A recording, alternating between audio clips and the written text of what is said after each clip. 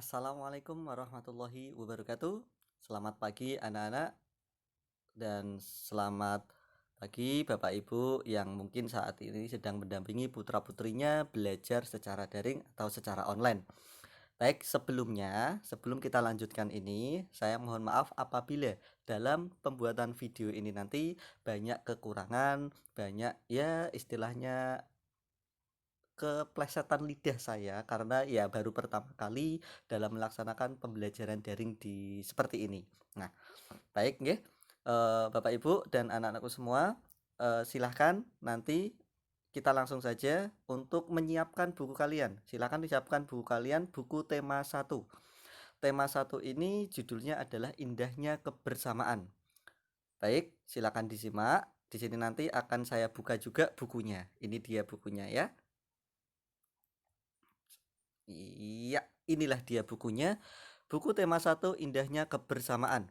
Di sini buku yang berwarna pink ini nanti akan menjadi pedoman kalian dalam pembelajaran tematik pada pagi hari ini. Nah, silakan sudah siapkan bukunya? Silakan sekarang kita lanjutkan menuju ke halaman isinya. Nah, silakan kalian buka halaman 7. Nah, halaman 7 ini tertulis tema 1 Indahnya Kebersamaan. Di sini nanti kami harapkan ada kerjasama yang baik antara orang tua dan anak. Nah, kemudian selanjutnya juga ada anak-anak nanti diharapkan bisa belajar dari lingkungan sekitar. Itu ya. Nah, langsung ke halaman selanjutnya yaitu halaman 8 ini. Nah, pada halaman 8 ini tertulis subtema 1. Subtema 1 ini berjudul Keberagaman Budaya Bangsaku. Berarti budaya bangsa Indonesia yang beragam, beraneka ragam. Nah, di bawahnya pada halaman 1. Di situ tertulis halaman 1 ya. Baik, sesuai bukunya saja kita mengidentifikasi halamannya. Halaman 1, di situ ada bacaan yang berjudul apa?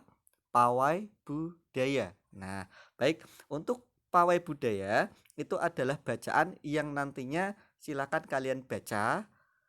Ada beberapa paragraf atau kelompok kata.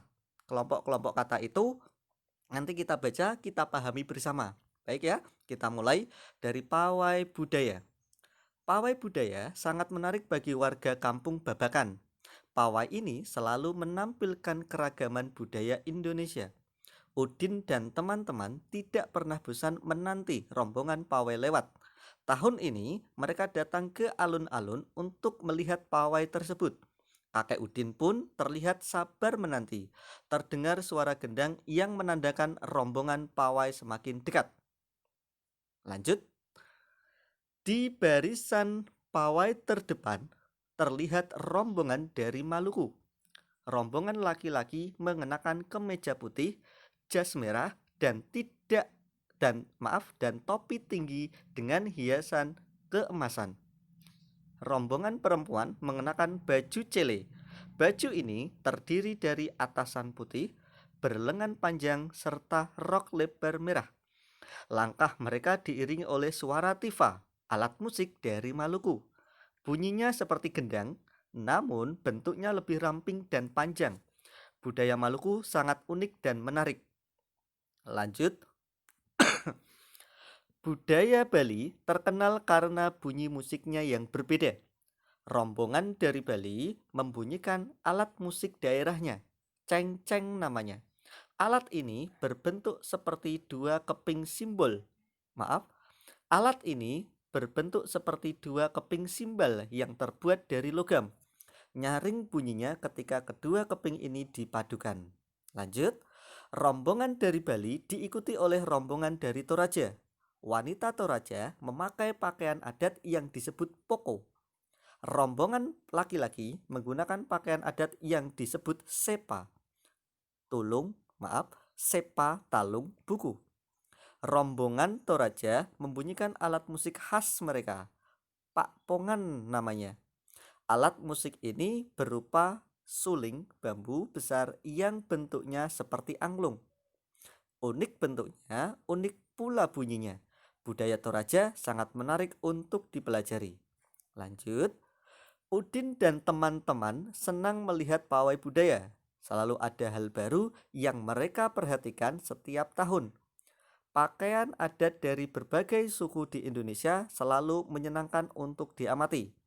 Benar kata Ibu Udin, kebudayaan Indonesia memang sangat beragam, kaya, dan mengagumkan. Nah, baik, bacaan tadi sudah kita baca bersama. Sekarang coba dilihat dan diamati ada berapa paragraf atau ada berapa kelompok kalimat yang terdapat pada bacaan tersebut. Sudah dihitung? Baik, kita tentukan paragrafnya yaitu ada 1, 2, 3, 4, dan terakhir 5. Betul.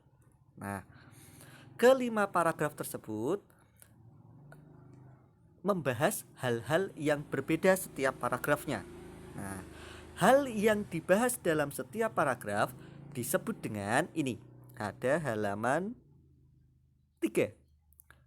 Setiap paragraf memiliki yang namanya gagasan pokok. Apa itu gagasan pokok? Gagasan pokok adalah ide utama yang dibahas dalam suatu bacaan. Dapat berupa kalimat inti atau berupa pokok paragraf. Nah, jadi gagasan pokok itu intinya adalah hal yang utama, hal yang paling dibahas dalam setiap paragraf. Nah, setelah gagasan pokok kita temukan, yang lainnya dari setiap paragraf itu pasti ada yang namanya gagasan pendukung. Apa itu gagasan pendukung? Ini gagasan pendukung adalah, ini ya. Gagasan pendukung adalah uraian atau tambahan informasi untuk gagasan pokok. Intinya, gagasan pendukung adalah gagasan atau kalimat yang digunakan untuk menjelaskan, menguraikan, dan menafsirkan dari gagasan pokok yang tadi paling dibahas pada setiap paragraf.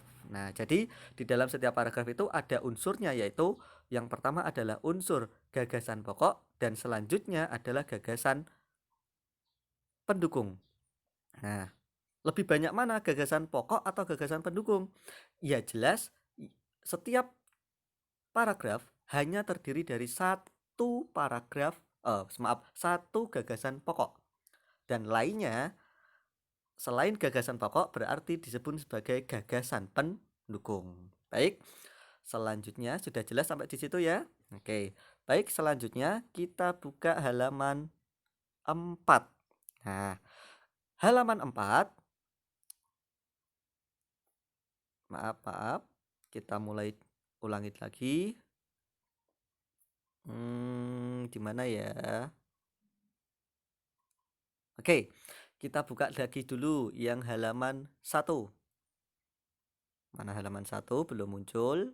Sabar ya, ini. Nah, halaman 1 ini tadi pawai budaya. Nah, mana gagasan pokoknya dan mana gagasan pendukungnya? Baik, akan saya berikan contoh. Pawai budaya sangat menarik bagi warga kampung Babakan dan seterusnya sampai terdengar suara gendang yang menandakan rombongan pawai semakin dekat.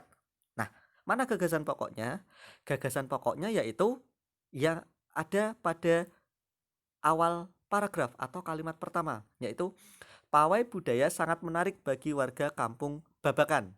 Itulah gagasan pokoknya. Nah, setelah itu baru di bawahnya dituliskan yang namanya gagasan pendukung yang fungsinya untuk menjelaskan gagasan pokok yang dibahas pertama tadi. Oke, sampai di sini paham ya? Baik. Ingat, setiap gagasan pokok tidak harus ada di awal paragraf. Bisa jadi dia ada di akhir paragraf. Nah, maka nanti tugas kalian hati-hati, silakan ini nanti tentukan gagasan pokok yang ada pada paragraf kedua, ketiga, keempat, dan kelima. Itu dulu ya. Baik, tugas kalian untuk saat ini nanti adalah hanya menentukan gagasan pokok. Hanya gagasan pokok saja ya, yang ada pada paragraf 2, 3, 4, dan paragraf 5. Nah, sementara itu dulu ya tugas kalian hari ini. Insya Allah besok kita lanjutkan lagi. dan tugas nanti bisa dikirim ke WA pribadi saya ya. Saya tunggu sampai nanti jam 9 malam. Terima kasih, mohon maaf apabila dalam penjelasan ini tadi banyak kekurangan, maklum ya, kita masih terbatas, masih belum berpengalaman jadinya, ya kita maklumi saja, nggih. Terima kasih, mohon maaf, wassalamualaikum warahmatullahi wabarakatuh. Semangat.